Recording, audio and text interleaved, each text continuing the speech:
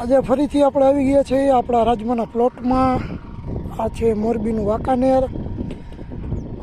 32 દિવસના રાજમા થયા છે. આપણે એમાં બેલી ચલાવી છે. શિયાળું ખડ જાજો ભાગ આપણે ઉગ્યું છે. અમે આને લોકલ ભાષામાં સીલ કહી છે, કોઈ સીલડો કહે કે XY જે કહે તે.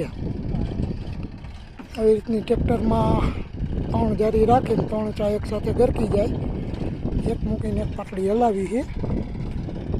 આપણો ભાઈબંધ છે અને ઓલો કાકાને, એના પાછળ કાકાનો છોકરો છે. ફર્સ્ટ ક્લાસ લો ત્રીજામાં હલાવી છે. ને જોઈએ હવે આનું કેવું ઉત્પાદન આવે છે. આપણે આગળ મળતા રહેશું. યુટ્યુબમાં આપણી સાથે જોડાયેલા રહેજો.